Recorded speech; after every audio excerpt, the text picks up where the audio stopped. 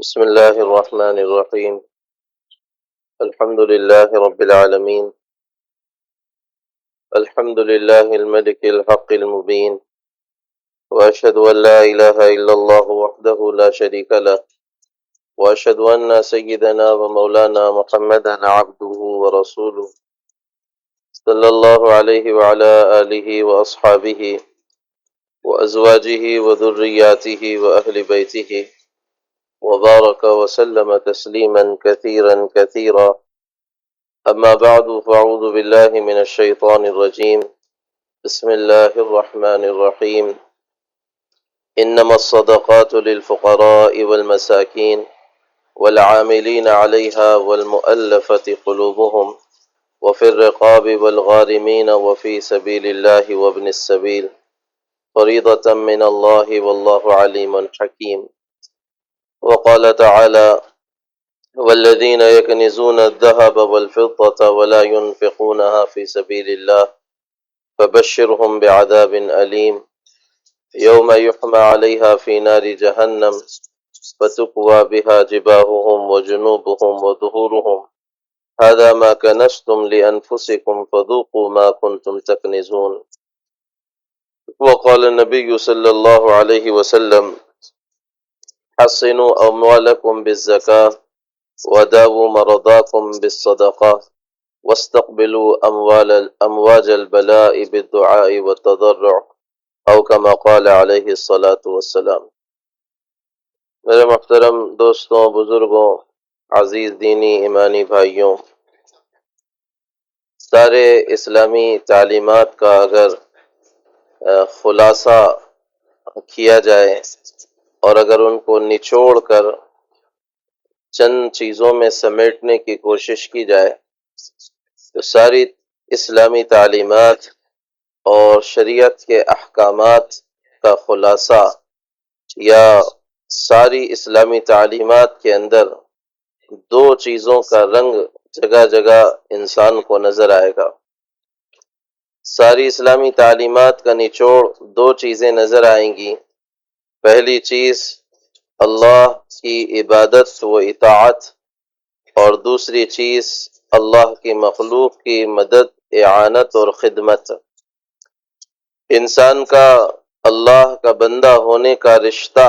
اس بات کا حکم دیتا ہے اسے کہ وہ اپنے اللہ کی عبادت کرے، وہ اپنے اللہ کی بندگی کرے، جس نے اس کو پیدا کیا، جس نے اس کو عدم سے وجود دیا. هل أتى على الإنسان حين من الدهر لم يكن شيئا مذكورا. ایک وقت اس انسان پر یہ تھا کہ یہ ذکر کے اندر آنے والی چیز بھی نہیں تھا، اس کا کوئی تذکرہ، اس کا کوئی نام، اس کا کوئی نشان تک نہیں تھا. یہاں تک کہ جب یہ ایک پانی کا قطرہ تھا تو اس کے ماں باپ بھی اس کا تذکرہ کرنا پسند نہیں کرتے تھے. لوگوں میں اس باتوں کا چرچا کرنا اچھا نہیں سمجھا جاتا تھا. اللہ تبارک و تعالی فرما رہے ہیں: انا خلقنا الانسان من نطفۃ امشاج نبتلیہ فجعلناہ سمیعا بصیرا. ایک نطفے سے ہم نے اس انسان کو پیدا کیا، مستقل اس کے اوپر ہم نے اپنی کاریگری اور صنائی کی، یہاں تک کہ یہ پانی کا قطرہ سننے والا، دیکھنے والا، سمجھنے والا، سوجھ بوجھ رکھنے والا ہٹا کٹا انسان بن گیا. پہلی اسلامی تعلیمات کا نچوڑ ہے کہ جس اللہ نے اس انسان کو پیدا کیا ہے، جو خالق ہے، جو مالک ہے، جو زندگی دینے والا ہے، جو رزق کا دینے والا ہے، جو مال کا دینے والا ہے، جو صحت کا دینے والا ہے، جو جسم کی نعمتوں کا دینے والا ہے. ایک آنکھ اللہ کی اتنی بڑی نعمت ہے کہ پوری دنیا لٹا کر روشنی نہیں لائی جا سکتی ہے. ایک دل اللہ کی اتنی بڑی نعمت ہے کہ ساری دنیا خرچ کر کر اس کا بدل اور اس کا عوض نہیں خریدا جا سکتا. ایک زبان اتنی بڑی نعمت ہے کہ جن کو بولنے کی صلاحیت نہیں ہے، اگر وہ پوری دنیا خرچہ کر دیں تو کم ہوگا اپنی اس بولنے کی صلاحیت کو لینے کے لیے. تو پہلا بنیادی تقاضا ہے کہ جس خالق نے اور جس رب نے پیدا کیا ہے، بندہ اس کی عبادت کرے، بندہ اس کے سامنے سر جھکائے، بندہ اس کے لیے اپنے آپ کو فنا کرے، اپنے مرضی کو، اپنی خواہشات کو، اپنی آرزوؤں کو، اپنی ہر چیز کو اس اللہ کے سامنے دفنانے کا فیصلہ کرے۔ اور اس اسلامی تعلیمات کا دوسرا جو نچوڑ ہے وہ یہ ہے کہ اسلامی تعلیمات ایک طرف جہاں عبادت کی تلقین انسان کو کرتی ہیں، تو وہیں مخلوق پر جو اللہ کی عیال ہے اور انسانیت پر جو پوری انسانیت ہے، یہاں تک کہ درندے ہیں، چرندے ہیں، چوپائے ہیں، پرندے ہیں، ان سب پر رحمت کا، شفقت کا، ان کی خدمت کا اور انسانوں کی اعانت کا گویا حکم شریعت اسلامی کرتی ہے۔ اور ساری تعلیمات کو آپ نیچے سے لے کر اوپر تک دیکھیں، چھوٹے سے چھوٹے عمل سے بڑے عمل تک اللہ تبارک و تعالیٰ نے اور اس کے نبی صلی اللہ علیہ وسلم نے انسانی خدمت کو ایک عظیم ترین کام اور عظیم ترین ثواب بنایا ہے۔ حدیث میں آتا ہے بخاری شریف میں کہ الایمان بضع و سبعون شعبہ، ایمان کے 70 سے زیادہ شاخیں ہیں، اور اس میں سب سے نیچے کی شاخ کہی جا رہی ہے اماطۃ الاذى عن الطریق، راستے سے تکلیف دہ چیز کو اور راستے سے کانٹے کو، روڑے اور رکاوٹ کو ہٹا دینا، کہ یہ بھی انسانیت کی خدمت ہے۔ کہ اتنا چھوٹا عمل بھی اگر ہے تو وہ بھی انسان کی خدمت ہے۔ اور اگر کوئی شخص اوپر چڑھتے چڑھتے خلیفہ بن جائے اور بادشاہ بن جائے، نظام اسلامی اور حکومت اس کے سامنے آ جائے، تو اسلام اس کو بھی کہتا ہے کہ تو بادشاہ یا تو دنیا کے شاہوں کی طرح تیرا معاملہ نہیں ہے، بلکہ اسلام تجھے خلیفہ کہتا ہے، جس کے معنی ہے اللہ کا نائب، ذمہ دار۔ اور پھر ہر امیر اور ہر ذمہ دار کے بارے میں ایک بات صاف کہہ دی گئی کہ سید القوم خادمہم، کہ آدمی جو قوم کا سردار ہوتا ہے وہ ان کا خادم بھی ہوا کرتا ہے۔ اسلامی تعلیمات کا یہ نچوڑ ہے کہ ایک طرف اللہ کی عبادت اور دوسری طرف مخلوق کی خدمت۔ اسی لیے مخلوق کی خدمت کے لیے جو بنیادی حکم اسلام نے دیا ہے، اور اسلام کے جو 5 پلر ہے بنیادی، ایمان، نماز، زکوٰۃ، روزہ اور حج میں سے ایمان کا تعلق تو ایک سرٹیفکیٹ کی طرح ہے، کہ ویزے کی طرح ہے، کہ اس کے بغیر کہیں انٹری نہیں ہو سکتی۔ بعد کے جو 4 پلر ہیں، جس میں نماز بندے اور اللہ کا معاملہ ہے، روزہ بندے اور اللہ کا معاملہ ہے، حج بندے اور اللہ کا معاملہ ہے، زکوٰۃ خدمت خلق سے متعلق ایک اہم ترین فریضہ ہے۔ اور اتنا اہم ترین فریضہ ہے کہ نماز اور زکوٰۃ کو اللہ تبارک و تعالیٰ نے قرآن پاک میں 82 جگہ پر ایک ساتھ جمع کر کے بیان کیا ہے، اور دونوں کو ایک ساتھ نقل کیا ہے، کہ ایک طرف نماز اور ایک طرف زکوٰۃ، کہ زکوٰۃ بھی نماز کے ساتھ جوڑی گئی، اور زکوٰۃ کو نماز کے برابر کا اہم ترین فریضہ قرار دیا ہے۔ اس لیے علماء نے لکھا ہے کہ نماز کی قبولیت کو اللہ تعالیٰ نے زکوٰۃ کی ادائیگی کے ساتھ مشروط کیا ہے، اور اسلام کے کمال کو اللہ تعالیٰ نے زکوٰۃ کی ادائیگی کے ساتھ مشروط کیا ہے۔ اللہ کے نبی صلی اللہ علیہ وسلم نے فرمایا ان تمام اسلامکم ان تؤدوا زکاۃ اموالکم، تمہارا اسلام اس وقت تمام ہوگا اور مکمل ہوگا جب تم زکوٰۃ ادا کرنے والے بنو، کہ تم زکوٰۃ ادا کرو۔ اس لیے حضرت ابوبکر رضی اللہ تعالی عنہ کے سامنے جو سب سے پہلا چیلنج آیا تھا حضور اکرم صلی اللہ علیہ وسلم کے انتقال کے بعد، وہ یہی تھا کہ عالم عرب سارا کا سارا ایک طرف ارتداد کے دہلیز پر، بلکہ اس کو بھی کراس کر رہا تھا۔ سارا عالم عرب ایک اس بات پر جمع ہو رہا تھا کہ ہم نماز تو پڑھیں گے لیکن زکوٰۃ نہیں دیں گے۔ بعض کہتے تھے کہ زکوٰۃ تو دیں گے لیکن ہم اپنے حساب سے تقسیم کریں گے اور اپنے حساب سے نکالیں گے۔ بعض کچھ کہتے تھے، بعض کچھ کہتے تھے۔ یہ وہ وقت تھا جس وقت حضرت ابوبکر رضی اللہ تعالی عنہ نے صاف کہا تھا واللہ لأقاتلن من فرق الصلاة والزکاة، خدا کی قسم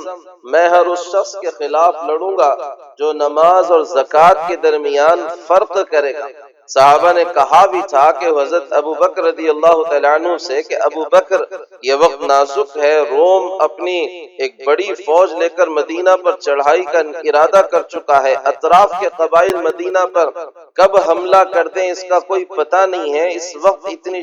سختی اس سلسلے میں مناسب نہیں لگتی، لیکن حضرت ابوبکر رضی اللہ تعالیٰ عنہ کی وہ صداقت تھی اور ان کا ہی وہ سینے کی کشادگی اور وسعت تھی جو اس بات کو وہ سمجھے تھے. اور صحابہ فرماتے ہیں بعد میں ہمیں بھی سمجھ میں آیا کہ یہاں پر تھوڑا سا بھی لچک اگر دکھائی جاتی تو اسلام اپنی حقیقت کھو چکا ہوتا اور اسلام پتہ نہیں کہاں جا چکا ہوتا. حضرت ابوبکر رضی اللہ تعالیٰ عنہ کے وہ جملے بہت عظیم الشان جملے ہیں جو انہوں نے کہے تھے کہ خدا کی قسم جو شخص حضور صلی اللہ علیہ وسلم کے زمانے میں اپنے زکوٰۃ میں جانور دیتا تھا اور اس کے ساتھ رسی دیتا تھا، آج ابوبکر کو جانور دے تو دے لیکن رسی دینے سے انکار کرے تو ابوبکر اس کے بھی خلاف لڑے گا. اور صاف کہا تھا ينقص الدین وانا حی، دین کے اندر کمی کی جائے اور ابوبکر زندہ ہو یہ نہیں ہو سکتا. ابوبکر کے زندہ ہوتے ہوئے دین میں کمی ہو یہ کبھی نہیں ہوگا. یہی وہ جرأت مندانہ اقدام تھا جس نے باطل کی کمر توڑی، اسلام میں گھسنے کے اور چور جو دروازے تھے ان کو ہمیشہ کے لیے بند کیا. زکوٰۃ اسلام کا اہم ترین فریضہ ہے. اللہ کے نبی صلی اللہ علیہ وسلم نے اس کو بارہا ترغیب دی اس امت کو اور فرمایا جو اسلام لے کر آتے اور جو بیعت کرتے، اللہ کے نبی صلی اللہ علیہ وسلم جن بنیادی باتوں پر بیعت کرتے صحابہ سے ان میں ایمان، نماز، رمضان کے روزے اور زکوٰۃ کی ادائیگی اور استطاعت پر حج ہوتا تھا. ایک صحابی آئے اور فرمایا حضور آپ کس بات کا حکم دیتے ہیں؟ اللہ کے نبی نے فرمایا کہ میں اس بات کا حکم دیتا ہوں کہ اللہ پر ایمان لاؤ، مجھے اللہ کا نبی مانو اور 5 وقت کی نماز ادا کرو، روزے رمضان کے رکھو، زکوٰۃ اپنے مال کی ادا کرو اور حج استطاعت کے اعتبار سے کر لو. انہوں نے کہا حضور بس اتنا ہی ہے؟ ہاں یہی بات ہے. فرمایا واللہ لا ازید علی هذا ولا انقص، اب اس پر میں کچھ کم نہیں کروں گا اور اس میں کچھ کم نہیں کروں گا اور اس پر کچھ زیادتی بھی نہیں کروں گا. اور جب وہ جانے لگے اللہ کے نبی صلی اللہ علیہ وسلم نے فرمایا جس شخص کو کسی جنتی کو دیکھنا ہے وہ اس شخص کو دیکھ لے کہ جنتی جا رہا ہے. ایک صحابی آئے حضور اکرم صلی اللہ علیہ وسلم کے پاس، اللہ کے نبی صلی اللہ علیہ وسلم سے فرمایا کہ حضور میں ایک مالدار آدمی ہوں، اللہ نے مال و دولت کی فراخی میرے لیے رکھی ہے اور کشادگی میرے لیے رکھی ہے، میرے لیے آپ کا کیا حکم ہے؟ اللہ کے نبی صلی اللہ علیہ وسلم نے فرمایا تخرج زکات مالک فإنها تطهرة وتطهرك، اپنے مال کی زکات نکالا کر اس لیے کہ یہ ایک پاکیزگی کا راستہ ہے جس میں پاکیزہ کر.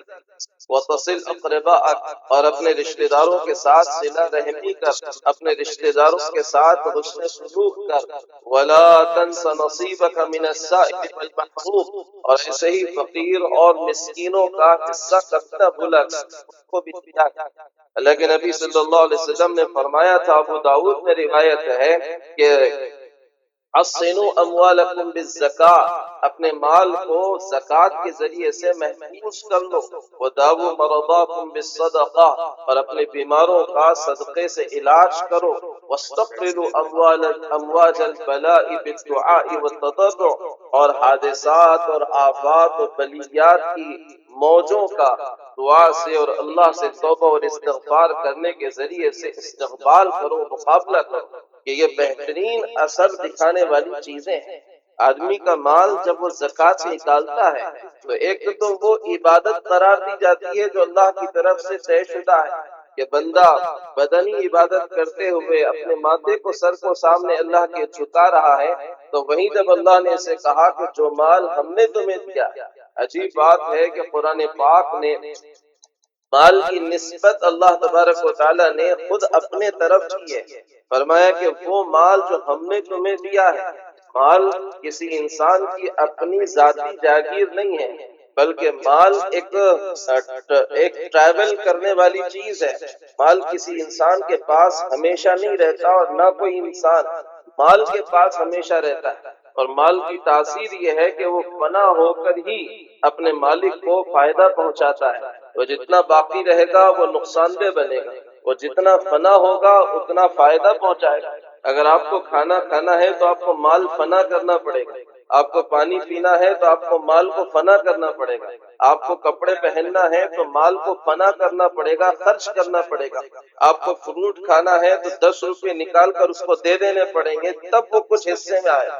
مال کی صفت ہے کہ وہ فنا ہو کر ہی اپنے مالک کو فائدہ پہنچاتا ہے۔ تو جس طرح وہ زمین کی چیزوں کے اندر انسان کو فائدہ پہنچاتا ہے کہ 10 روپے کے چھوٹنے پر ایک تربوز ہاتھ میں آ جاتا ہے، اور 5 روپے کے چھوٹنے پر ایک چاکلیٹ ہاتھ میں آ جاتا ہے، اور چند روپیوں کے چھوٹنے پر کوئی گھر بنتا ہے، اور چند روپیوں کے چھوٹنے پر کوئی بستر ہاتھ میں آتا ہے، ایسے ہی اس پیسے کے چھوٹنے پر اللہ ملتا ہے، اور ایسے ہی اس پیسے کے چھوٹنے پر جنت ملتی ہے، ایسے ہی اس پیسے کے خرچ کرنے پر دل کی صفائی ہوتی ہے حرص سے، دل کی صفائی ہوتی ہے بخل سے، دل کی صفائی ہوتی ہے لالچ سے، دل کی صفائی ہوتی ہے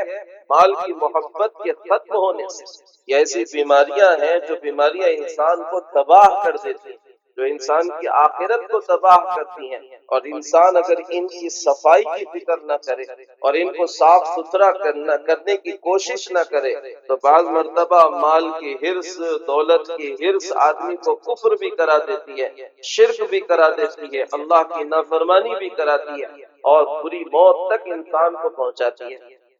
ان ساری خرابیوں سے بچانے کے لیے اللہ تبارک و تعالیٰ نے زکوٰۃ کا فریضہ مسلمانوں پر رکھا ہے، جس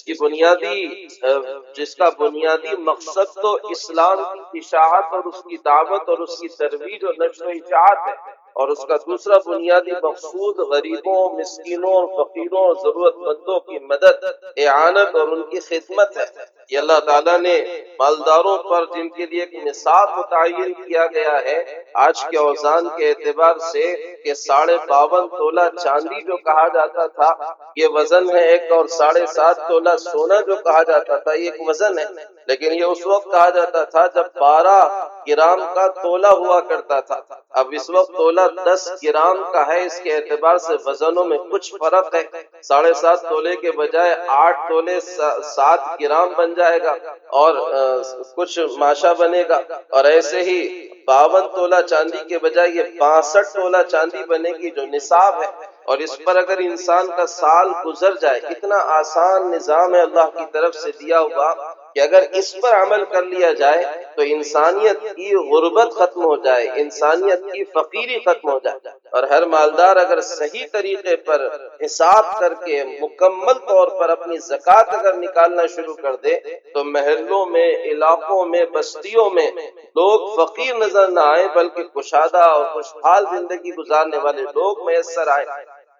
اسلام کا ایک بہترین مالیات کا یہ نظام ہے جو اللہ تبارک و تعالیٰ نے انسانوں کو دیا ہے، اور جس چیز میں جتنی محنت کم ہے اللہ تعالیٰ نے اس چیز میں زیادہ فیصد لگایا ہے، اور جس چیز کے اندر محنت زیادی ہے اللہ تعالیٰ نے اس کے اندر فیصد کو کم اور کم اور کم کر دیا ہے۔ اسی لیے اگر کوئی خزانہ نکلے تو 5% ہے، اسی لیے اگر خزانے پر سے 5% دینا پڑتا ہے، ایسے ہی آدمی تجارت کرتا ہے تو اس پر محنت ہوتی ہے تو 2.5% دینا پڑتا ہے، آدھا کم ہو گیا، اور آدمی اگر کھیتی باڑی کر رہا ہے تو اس میں اور کم عشر نکالنا پڑتا ہے، اور عشر میں بھی یہ ہے کہ اگر زمین کے پانی سے ہے تو 20واں حصہ نکالو، آسمان کا پانی ہے تو 10واں حصہ نکالو، فیصد کم سے کم ہے۔ 100 روپیے سارے کے سارے اللہ کے دیے ہوئے ہیں، اللہ تعالیٰ چاہ رہے ہیں کہ بس اپنی خوشی سے تم 2.5 روپیے ہماری راہ میں خرچ کر دو، اور یہ خرچ کرنا بھی ایسے نہیں کہ تم کو بدلہ نہیں ملے گا، اس کے بدلے میں اللہ تعالیٰ فرما رہے ہیں کہ تمہیں اللہ تعالیٰ 1 روپیے کے بدلے 700 روپیے کا ثواب دے گا، بلکہ اور اس کو بڑھاتا چلا جائے گا۔ یہ تو دنیا آخرت کے اعتبار سے ہوا، لیکن دنیا میں اللہ یہ گارنٹی لے رہے ہیں کہ تمہارا جو بچا ہوا مال ہے 97.5 روپیے ہیں، اللہ تعالیٰ اس کی حفاظت کریں گے، اس کو پاک کر دیں گے، اس کے اوپر اب کوئی گرفت نہیں کریں گے، اس کے اوپر کوئی پکڑ نہیں کریں گے، بلکہ یہ تمہارے لیے اللہ کی نعمت ہوگی جس کو تم حلال راستوں میں استعمال کر سکتے ہو۔ اگر لیکن تم نے ایسا نہیں کیا تو پھر ایک فریضہ ہے اسلام کا جس کو تم توڑ رہے ہو، ایک حکم ہے اسلام کا جس کا تم دبا رہے ہو، اس کی وجہ سے صرف یہ نہیں ہوگا کہ ایک حکم ٹوٹے گا، بلکہ اس کا نقصان غریبوں پر پڑے گا، اس کا نقصان مسکینوں پر پڑے گا، اس کا نقصان اسلام کے نشر و اشاعت کے نظام پر پڑے گا، اسلام کی دعوت کے نظام پر پڑے گا۔ اس کی وجہ سے فقیری بڑھے گی، اس کی وجہ سے بھوکمری بڑھے گی، غربت کی جو سطح ہے وہ نیچے آتی چلی جائے گی اگر تم نے اپنے اس زکوٰۃ کو ادا کرنے کا نظام نہیں بنایا۔ لہذا یہ سارے کے سارے خرابیوں کی وجہ تمہارا ایک حکم پر عمل کرنا نہ ہوگا، جس کی وجہ سے اللہ اب تمہاری پکڑ کرے گا، اللہ آخرت میں بھی پکڑ کرے گا اور دنیا میں بھی پکڑ کرے گا کہ یہ مال جو تمہارے پاس زکوٰۃ کے بغیر رہ جائے گا اس کی گارنٹی اب اللہ تبارک و تعالی ہٹا دیں گے کہ پتہ نہیں کب ہلاک ہو جائے اور کن غلط مصارف میں خرچ ہونے لگ جائے، کب ایکسیڈنٹ ہو جائے، کب بیماریوں کی ایک تھپیڑا لگ جائے اور کب کس مصیبت کا شکار ہو جائے پتہ بھی نہیں چلے گا، اور جتنا زکوٰۃ میں جاتا تھا اس سے دگنا تگنا نہیں 10 گنا ان راستوں میں خرچ ہو جائے گا۔ اللہ نے جو حکم دیا تھا اس میں خرچ نہیں کیا، اللہ کی طرف سے آنے والی آزمائشیں اور مصیبتیں اس سے زیادہ خرچ کروا دیں، اور جب قیامت کے دن اللہ کا سامنا ہوگا تو اللہ اسی مال کو، تمہارے اسی سونے اور چاندی کو، انہی سکوں کو، انہی بینک بیلنس کو، انہی ساری تجارت کے مال کو، یہی تمہارے زیورات ہیں، ان کو جہنم کی آگ میں فرشتوں کے ذریعے سے دہکائیں گے، اور پھر پیشانی پر اور پھر پشت پر اور پھر پہلوؤں پر اس کے ذریعے سے داغ دیا جائے گا اور کہا جائے گا ھذا ما کنزتم لانفسکم فذوقوا ما کنتم تکنزون، یہی ہے تمہارا خزانہ جو تم نے جمع کر کے رکھا تھا اپنے لیے، آج اس کا مزہ چکھو۔ اسی مال کو ایک گنجے سانپ کی شکل دے کر، جو زہر کی وجہ سے جس کے سر کے بال اکھڑ چکے ہوں گے اور 2 نقطے اس کے پیشانی پر ہوں گے، اس مال کو وہ شکل دے کر ایسے زکوٰۃ نہ دینے والوں کے سامنے لایا جائے گا قیامت کے دن، وہ اس کا گلا دبائے گا اور پکڑ کر اس کے سامنے اپنا جبڑا پھاڑ کے کہے گا انا کنزک انا مالک، میں ہوں تیرا خزانہ، میں ہوں تیرا مال جس کو تو جمع کرتا تھا اور اس کی زکوٰۃ نہیں دیتا تھا۔ علامہ عبد الرحمن صفوی رحمۃ اللہ علیہ نے نزہۃ المجالس میں ایک عجیب واقعہ ان کا منقول ہے حضرت عبداللہ ابن عباس رضی اللہ تعالیٰ عنہ کے زمانے کا۔ حضرت عبداللہ ابن عباس رضی اللہ تعالیٰ عنہ کے زمانے میں ایک مالدار شخص کا انتقال ہوا، لوگوں نے اس کے لیے قبر کھودی، اور جب اس کو رکھنے اور قبر میں ڈالنے کا وقت آیا تو لوگوں نے دیکھا کہ اس قبر کے اندر ایک بڑا اژدھا منہ کھول کر بیٹھا ہوا ہے۔ حضرت عبداللہ ابن عباس رضی اللہ تعالیٰ عنہ کو اطلاع دی گئی، حضرت عبداللہ ابن عباس رضی اللہ تعالیٰ عنہ نے کہا کہ دوسری قبر کھود کر دیکھ لو۔ دوسری قبر کھودی گئی تو دیکھا گیا کہ وہی اژدھا پھر اس قبر کے اندر موجود ہے۔ عبداللہ ابن عباس رضی اللہ تعالیٰ عنہ نے کہا کہ تیسری قبر کھود کر دیکھو۔ تیسری قبر کھودی گئی تو وہ اژدھا پھر اس کے اندر موجود ہے۔ چوتھی، پانچویں، چھٹی، ساتویں قبر کھود دی گئی، ہر قبر میں وہ اژدھا موجود تھا۔ عبداللہ ابن عباس رضی اللہ تعالیٰ عنہ نے کہا کہ اس کی بیوی سے پوچھو اور اس کے گھر والوں سے پوچھو، یہ کون سے اسلام کے حکم کو چھوڑتا تھا اور اس کو ادا نہیں کرتا تھا؟ اس کے گھر والوں نے اطلاع دی کہ نماز بھی پڑھتا تھا، اچھے اعمال بھی کرتا تھا، بس ایک خرابی تھی اور ایک حکم اس کی زندگی میں نہیں تھا کہ اللہ نے جو مال دیا تھا اس کی زکوٰۃ نہیں دیتا تھا۔ حضرت عبداللہ ابن عباس رضی اللہ تعالیٰ عنہ نے کہا کہ پھر یہ اسی کا نتیجہ ہے کہ وہ مال آج سانپ بن کر اس کی قبر میں بیٹھا ہوا ہے۔ اب کوئی راستہ اور کوئی دوسرا حل نہیں ہے سوائے اس کے کہ اس سانپ کے ساتھ اس کو دفنا دیا جائے۔ اللہ تبارک و تعالیٰ یہ نظام بتاتا ہے۔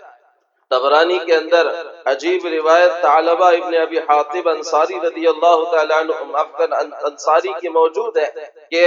حضور اکرم صلی اللہ علیہ وسلم کے پاس آئے اور اللہ کے نبی صلی اللہ علیہ وسلم سے کہا کہ مال کی فراوانی کر دیجئے اور دعا کر دیجئے کہ میرا مال بڑھ جائے۔ اللہ کے نبی نے کہا کہ ثعلبہ کہ تجھے وہ طریقہ پسند نہیں جو حضور کا طریقہ ہے کہ ایک دن کھاؤ اور دوسرے دن اللہ کا شکر ادا کرو۔ وہ چلا گیا اور دوسرے دن پھر آیا اور اگر پھر کہا کہ حضور مال کی دعا کر دیجئے، حضور نے پھر یہی کہا، اور پھر تیسرے دن آیا تو حضور نے اس کے مال کی برکت کی دعا کر دی۔ مال بڑھنے لگا، 1-2 بکریاں تھی وہ 10 اور 100 پر چلی گئیں، مال بڑھتا چلا جاتا اور یہ مسجد سے دور ہوتا چلا جاتا اور مسجد سے دور ہوتے چلے جاتا اور جگہ لیتا چلا جاتا اپنی ان بکریوں کو سنبھالنے کے لیے۔ پہلے ہر نماز کے لیے مسجد آیا کرتے تھے، اب صورتحال یہ تھی کہ ایک دو نمازیں مسجد میں ہو رہی ہیں، باقی نمازیں گھر پر اور اپنے باڑے میں ہو رہی ہیں۔ پھر مال اور بڑھ گیا تو مدینہ کے باہر ایک حصے میں جگہ لی۔ اب تو صورتحال یہ ہوئی کہ کسی نماز میں آمد ہوتی ہے اور پھر کسی اکثر نمازوں میں آمد بھی نہیں ہوتی، اور بکریاں بڑھ گئیں تو باہر جنگل میں جا کر اپنا ڈیرا ڈالا، اور پھر اب صورتحال یہ بنی کہ صرف جمعہ میں آمد ہوتی ہے اور باقی نمازیں وہیں ہوتی ہیں۔ اللہ کے نبی پر زکوٰۃ کا حکم اترا، حضور نے کہا کہ جاؤ فلاں فلاں سے اتنی زکوٰۃ لے کر آؤ۔ ایک صحابی ان کے گھر ان کے پاس پہنچے اور کہا کہ حضور نے یہ زکوٰۃ کا حکم اترا ہے اور یہ حکم دیا ہے کہ تم اپنے اس بکریوں میں سے زکوٰۃ نکالو، ہر 40 پر ایک بکری چھوٹی سی نکال دو۔ انہوں نے کہا اس کو پرچی کو بتاؤ جو حضور نے لکھ کر دی ہے۔ وہ پرچی دیکھی، اس کو الٹا پلٹا اور پھر کہا کیا تمہیں نہیں لگتا کہ محمد بھی ہم سے اب ٹیکس وصول کر رہے ہیں اور محمد بھی ہم سے اب ٹیکس لینا شروع کر رہے ہیں؟ کہا جاؤ آگے جہاں جاتے تھے وہاں جاؤ، واپسی میں پھر مجھ سے ملتے ہوئے جانا۔ وہ آگے گئے اور وہاں سے اپنی زکوٰۃ اس قبیلے والوں کی لی، اور پھر جاتے جاتے ثعلبہ سے کہا کہ ثعلبہ کیا ارادہ ہے؟ کہا بھی مجھے کچھ سمجھ میں نہیں آ رہا، میں پھر دیکھوں گا۔ اور پھر اس طرح وہ حضور کے پاس آ ہی رہے تھے، حضور کو حضرت جبرائیل کے ذریعے سے اطلاع مل گئی کہ ثعلبہ نے کیا جواب دیا۔ حضور نے مسجد میں کہا یا ویح ثعلبہ، ہائے ثعلبہ تو برباد ہوا۔ قبیلے والوں نے سنا، قوم والوں نے سنا تو جا کر اطلاع دی کہ ثعلبہ حضور کی زبان سے تیرے لیے یہ جملے نکلے۔ دوڑ کر آیا، کہا حضور میرا سارا مال موجود ہے، قبول کر لیں۔ اللہ کے نبی نے کہا مجھے تیرا مال لینے سے اللہ نے منع کر دیا۔ حضور اس حال میں گئے کہ اس کے مال کو قبول نہیں کیا۔ حضرت ابوبکر کے زمانے میں حضرت ابوبکر کے پاس آئے اور کہا میرا مال قبول کر لیں، کہا اللہ نے منع کر دیا ہے۔ حضرت عمر کے زمانے میں آئے اور حضرت عمر نے کہا جس مال کو حضور نے حضرت ابوبکر نے قبول نہیں کیا میں کیسے قبول کر سکتا ہوں؟ حضرت عثمان نے بھی قبول نہیں کیا، اور اسی حال میں انتقال ہوا۔ حضرت شیخ رحمت اللہ علیہ نے، میں اکثر یہ واقعہ سناتا ہوں خصوصاً زکوٰۃ کے موقعوں پر، حضرت شیخ زکریا رحمت اللہ علیہ نے اپنی آپ بیتی کے اندر ایک عجیب واقعہ لکھا ہے۔ اس زمانے کا جب انگریز ہندوستان اور بھارت پر مسلط تھے، سہارنپور کے قریب ان کی فیکٹریاں ہوا کرتی تھیں، وہاں ان کے کاروبار ہوتے تھے اور ان فیکٹریوں میں ان کا مال بنا کرتا تھا۔ وہ اکثر رہنے کے لیے دلی میں ہوتے تھے اور کبھی کبھی آ کر اپنی فیکٹریوں کا جائزہ بھی لیا کرتے تھے، اور اکثر مسلمان ان کے پاس کام کیا کرتے تھے۔ یہ جو فیکٹریوں کا ایریا تھا وہاں پر ایک مرتبہ زبردست آگ لگی۔ ایک خادم ان کا جو مسلمان تھا وہ وہاں سے دوڑا ان دوسری فیکٹریوں کی آگ کو دیکھ کر کہ کسی طرح مالک کو بتائیں کہ اپنی فیکٹری کی حفاظت کے لیے جلدی سے اٹھیں اور کچھ کام کریں۔ وہ اس حال میں اس انگریز کے پاس پہنچا کہ وہ کچھ لکھنے میں مصروف تھا۔ یہ مسلمان خادم نے جا کر کہا کہ صاحب آگ لگی ہے اور فیکٹری جلنے ہی والی ہے، بس اپنی فیکٹری کے لیے کچھ کوشش کیجئے، کچھ انتظام کیجئے۔ وہ اطمینان کے ساتھ لکھتا رہا، اس کی طرف توجہ بھی اس نے نہیں کی۔ یہ پھر بولتا رہا اور پھر بولتا رہا، 2-3 مرتبہ اس نے کہہ دیا کہ ہماری فیکٹری جل گئی ہے۔ اس نے کہا اطمینان رکھو نہیں جلے گی، اطمینان رکھو نہیں جلے گی۔ یہ پھر سے دوڑ کر گیا اور اس نے جا کر دیکھا تو واقعی وہ فیکٹری، اطراف کی ساری فیکٹریاں جل گئی تھیں، اس کی فیکٹری صحیح سلامت باقی تھی۔ یہ واپس آیا اور اپنے انگریز حاکم سے کہا اور اپنے انگریز اس شخص سے کہا کہ آپ نے اتنے یقین کے ساتھ کیسے کہا تھا کہ فیکٹری نہیں جلے گی؟ اس نے کہا کہ اصل بات یہ ہے کہ میں مسلمانوں کے طریقے پر اسلام کے حکم کے مطابق ہر سال اپنی اس فیکٹری کی زکوٰۃ نکالتا ہوں، اگرچہ کہ مسلمان نہیں ہوں، لیکن مجھے اس بات پر یقین ہے کہ تمہارے نبی نے کہی ہے بات کہ جس مال کی زکوٰۃ نکال دی جاتی ہے باقی مال اللہ کی نگرانی میں آتا ہے، حفاظت میں آتا ہے، لہذا یہی وقت اس بات کو چیک کرنے کا تھا جو سچ ثابت ہوئی۔ تمہیں اپنے نبی اور اپنے اللہ کی باتوں پر یقین کے نہ ہونے نے اس ذلت پر پہنچایا ہے، اور ہم نے انہی کو استعمال کر کے اس عروج کو حاصل کیا ہے۔ تو میرے دوستوں بزرگوں، بنیادی بات یہ ہے کہ زکوٰۃ ایک اہم ترین فریضہ ہے اسلام کا، اس کو نکالنا اور زکوٰۃ کو ادا کرنا انتہائی اہم ترین کام ہے۔ جو مالدار لوگ ہیں جن کو اللہ نے استطاعت دی ہے، مسائل علماء سے پوچھیں، کیونکہ بیانات میں اتنی تفصیلات کا وقت نہیں ہوتا کہ میرے پاس اتنا پیسہ ہے، میرے اوپر زکوٰۃ ہوتی ہے، فرض ہوتی ہے یا نہیں ہوتی ہے۔ ہر شخص اپنے علماء سے پوچھ لیا کرے، مساجد کے ائمہ سے پوچھ لیا کرے، اور کتنی زکوٰۃ فرض اور واجب ہوتی ہے اس کو معلوم کر کے اس زکوٰۃ کو ادا کریں۔ ضروری نہیں ہے کہ آپ پوری زکوٰۃ فوراً ہی ادا کریں، آپ اس کو تھوڑا تھوڑا کر کے ایک آدھے مہینے کے اندر اور 2 مہینے کے اندر بھی ادا کر سکتے ہیں۔ لاک ڈاؤن کے ان حالات کے اندر یقیناً آپ کے ذہن میں بات ہوگی کہ اس وقت پیسہ ہاتھ میں نہیں ہے تو زکوٰۃ کیسے ادا کریں۔ اپنی زکوٰۃ کو کیلکولیٹ کر کے طے کر لیں، نکال لیں کہ میرے اوپر اس سال اتنی زکوٰۃ فرض ہوتی ہے۔ اب اس زکوٰۃ کو آپ لاک ڈاؤن کھلنے کے بعد بھی دے دیں گے تو کوئی بڑا مسئلہ نہیں، تھوڑی تھوڑی ابھی دینا شروع کر دیں تو بھی اچھی بات ہے۔ اس وقت ان حالات کی وجہ سے غریب اور مزدور پیشہ لوگ بہت زیادہ پریشان ہیں۔ بہت ضرورت ہے کہ اس وقت اپنی زکوٰۃ کو ہم نکالیں اور ایسے مزدوروں اور ایسے ضرورت مندوں پر خرچ کریں۔ وہیں پر جہاں ضرورت مندوں اور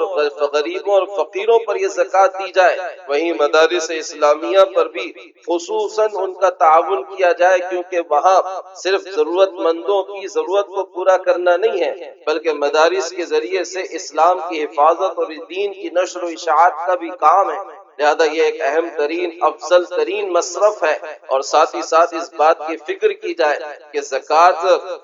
جن لوگوں پر فرض ہے وہ تو زکوٰۃ ادا کریں، لیکن جن لوگوں کو دی جا سکتی ہے انہی کو زکوٰۃ دیں۔ ہر ایرے غیرے اور نتو خیرے کو زکوٰۃ نہیں دی جاتی، ہر مالدار کو اور کسی بھی مصرف میں زکوٰۃ نہیں دی جاتی۔ مساجد کی تعمیر میں، رفاہی کاموں کے اندر، مساجد کی روزانہ کے چندے میں اور اسی طرح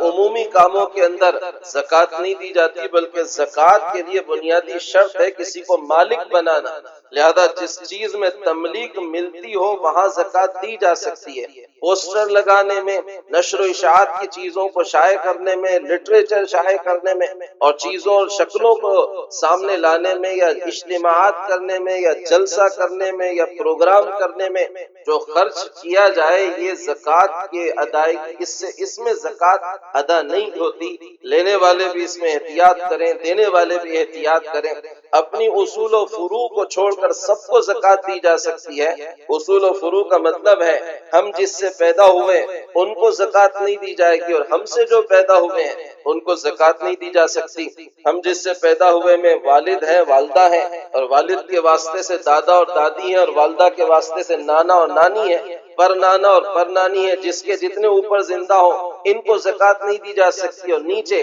بیٹا ہے اور بیٹی ہے تو بیٹے کے واسطے سے پوترے اور پوتری کو بھی نہیں دی جا سکتی، اور بیٹی کے واسطے سے نواسے اور نواسی کو نہیں دی جا سکتی۔ بھائی کو دی جا سکتی ہے، بہن کو دی جا سکتی ہے، چچا کو دی جا سکتی ہے، پھوپھی کو، خالہ کو، تایا کو، ماموں کو، دوست کو، دور کے رشتہ داروں کو، چچیرے بھائیوں کو، چچیری بہنوں کو، ممیرے اور پھپھیرے کزنز کو، ان سب کو اگر وہ ضرورت مند ہو تو زکوٰۃ دی جا سکتی ہے۔ بہرحال میں نے بنیادی موٹے موٹے کچھ مسائل کو سمیٹ لیا، وقت پھر کم ہے۔ بہتر اس سلسلے میں یہی کہوں گا کہ اپنے مسائل کو علماء کے سامنے رکھیں، پھر اپنے مال کو ان کے سامنے رکھیں۔ جتنی زکوٰۃ ہم پر فرض ہوتی ہے اتنی زکوٰۃ نکالنے کی بہت فکر کریں۔ یہ اہم ترین اسلام کا رکن ہے، اہم ترین فریضہ ہے۔ اس کی ادائیگی نہ کرنے پر بہت سارے احکام، اللہ کے بہت سارے اعمال ناقابل قبول ہو جاتے ہیں۔ اللہ تعالی عمل کی توفیق عطا فرمائے۔